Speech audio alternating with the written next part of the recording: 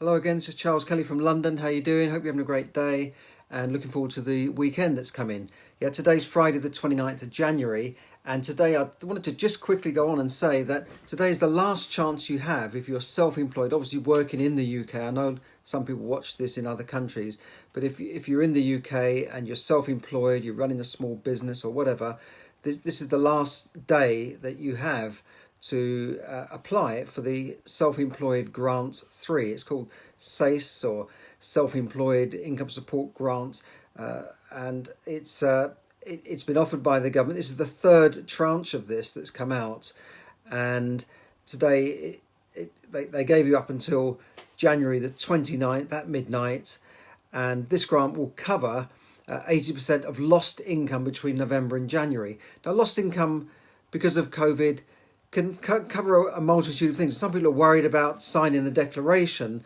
Well, lost income, your business has been disrupted by COVID. Maybe you're having to stay at home and look after children. But you can still apply for this grant as long as you're eligible in terms of the tax you paid in previous years. And if you meet the eligibility, the grant will give you a lump sum of $7,500 up to 80% of your average trading profits. And this is where some people fall down. This is a grant, it's not a loan as in the bounce back loan. So it will cover you. Now beware of any scams, because there's a lot of scams out there. There are scams offering people vaccines, and now there are scams offering people how to apply for these grants. They just sort of get in the middle of you and the government portal. So I put the official government portal on here, and you just click on that and then you can apply. It's not a long process. It's quite easy because HMRC, or the revenue, are working out how much you've paid in previous year's taxes and whether or not you're eligible. You will need something called a UTR number, but you can find out how to do that on the site. Your national insurance number, your NI number. You're going to need to register a few things: the government gateway, ID, password, but it's not a big deal. And then you need your bank details, and you're claiming for yourself. This is not something that somebody else can do for you. There is a fourth grant expected to come out, but I've heard recently that it's not likely to be announced until the March budget, where Chancellor Rishi Sunak may make the announcement, and it could change in the way that they're calculating these profits to prevent thousands of self-employed people, or maybe hundreds of thousands, slipping through the net and not being able to get anything. They're just missing out because their profits are low or were low in the last couple of years, or they've recently started their business and don't have a track record of profit yet. I mean, lots of people started businesses just before the lockdown or became self-employed.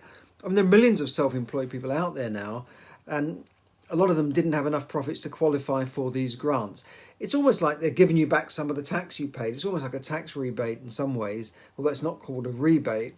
And if you haven't paid much tax, then unfortunately you're not being able to get this. So this fourth grant, we're hoping, will change and maybe give an average of profits or something to help more people qualify, because the only other choice then is to go on to universal credit. But that's not really appropriate if you're still working and trying to keep your business going. So a lot of people have been left between a rock and a hard place, and even on the bounce back loans, it's difficult to get those if you haven't made much profit. So good luck with that one. Employees can still benefit from the furlough scheme or the government job retention scheme. 80% of employees' salaries up to $2,500. We're hearing a lot of stories, even from bank employees, that some of these schemes are being abused, that companies are putting thousands of people on furlough, but they're still really working in the background, or people are on furlough and then got part-time jobs. It's not really part of the spirit of things. Bounce back loans, I think, have been heavily abused. There's been lots of people applying for multiple bounce back loans for the wrong reasons, using the money for other things. And maybe these loans won't ever be paid back if people just disappear. And who's going to cover this? Well, the tax people, or you and I who pay tax, will be guaranteeing those loans. So it's a very difficult situation for people. Good luck with all those things. The UK lockdown is expected to go on for another 3 weeks, they're saying, and the Federation of Small Businesses said that up to 250,000 small businesses will go under this year.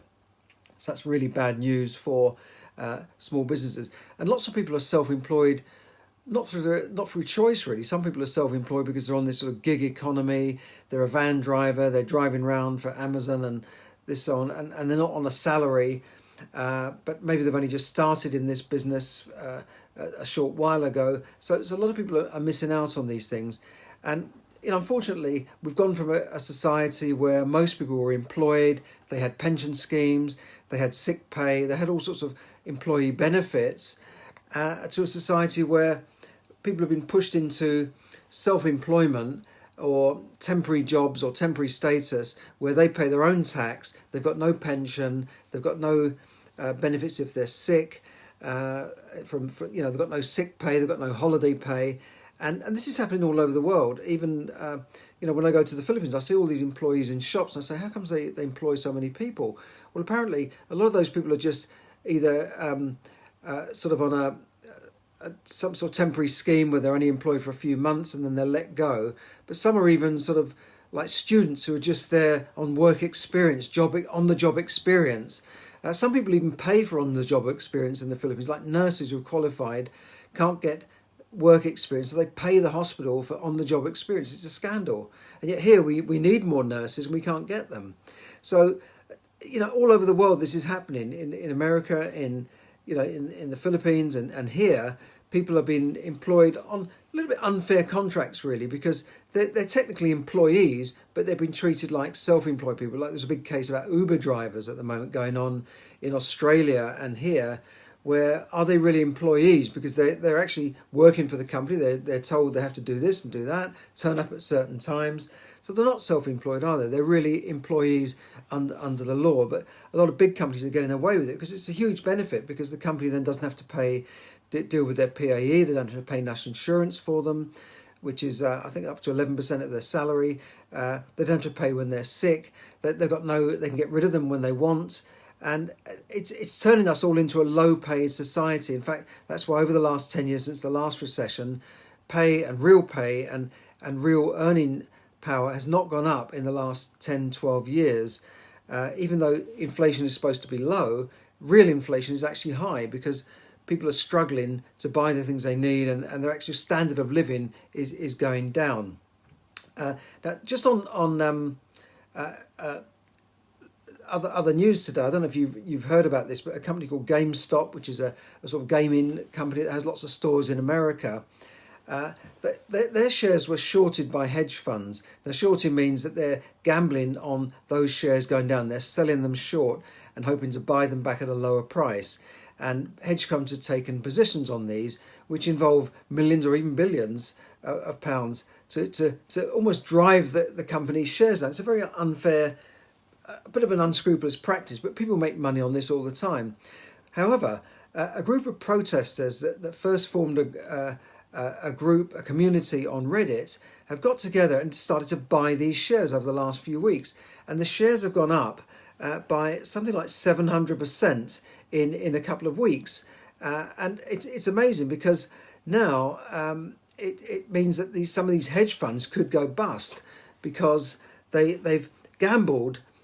They've literally gambled billions on the shares going down, and then they've been able to pick up the profits when they can buy those shares low, and hoping to sort of force the company almost out of business because and so what's happened? These group of people on Reddit have got together and said, no, we're not going to let this happen. We're going to keep buying the shares, and by buying the shares and putting it out on the internet that let's buy these shares and make some money. And force hedge funds out of business, the big bad hedge funds. These are like billionaires in America that are almost controlling the world. They're controlling everything. And so they bought these shares and forced them up from like $20 up to thousands of dollars, like 1,500% in a week. And now the hedge funds can't make their profits on these positions. So it's like a good thing for democracy in a way, that people have got together and forced the big boys. It's the first time it's happened that the big boys have been put out of business. Well, they're not out of business yet, but normally it's the billionaires controlling us. Now the people have got together in America and bought these shares, and it's amazing. Look up GameStop. Now I wouldn't suggest you go in and join the bandwagon because these could crash as quick as they've gone up. a bit like Bitcoin, really. But in fact, the New York Stock Exchange suspended share trading, and there were angry scenes as protesters gathered outside the New York Stock Exchange saying, why can't we continue to trade in these shares? You're only suspending them because big boys and hedge funds may go out of business. Well, this sort of thing could bring, could have wider effects and bring more of the market down if this happens. So that's why the New York Stock Exchange have suspended share trading, and also it protects smaller investors from jumping on the bandwagon and then losing their money. But some of these people who bought these shares were prepared to lose money, because if millions of people get together and even invest $100 or $200 in these shares, then it forces the price up. Then the hedge funds that have tried to short them will not make that profit. So it's an amazing story. Have a look at it online. You can read more details. Now, talking about being online, do you spend hours a day online, perhaps making other people money by clicking on their ads or by buying stuff online? Well, yeah, probably do. But average people are spending hours and hours, sometimes 7-8 hours, even more online. Some people say we're addicted to these phones.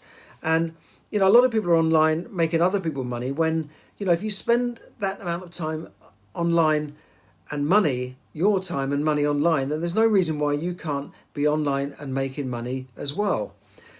This is a fact. A lot of people are doing this. Now, there's a good colleague of mine. I'll say he's not a friend of mine, but I've met him. I've got his book, Paul O'Mahony, Rethink Social Media.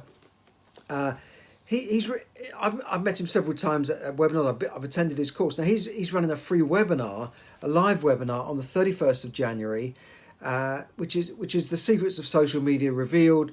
Rethink your social media. It's based on his book and his courses at the moment, and it shows you how to say, well, instead of being online all the time making other people money, and you're making other people money, but you're certainly making Facebook money if you're clicking on ads, and that Facebook are following you around, and as you're clicking on ads, somebody's making money from that. Why not make money yourself? And that's what Paul wants to teach you and show you how you can create simple online money-making machines by using the same amount of time you spend online to actually make money. Now, Paul is a genuine guy. It's not some sort of scam. And as I say, I'm actually doing one of his courses, and I've attended his events before, and he's great. And I want you to register for this online webinar. Now you probably think, oh, he's just going to try and sell me something by going. Yeah, he probably will try and sell you something, but Paul gives a lot of value on these webinars. I'm sure you will learn stuff. At the webinar, he promises it will teach you how to cash in on the biggest business opportunity of all time. And this comes at a time when a lot of self-employed are sitting at home, they've got no work. So why not spend a bit of time learning instead of sort of watching Netflix, for instance?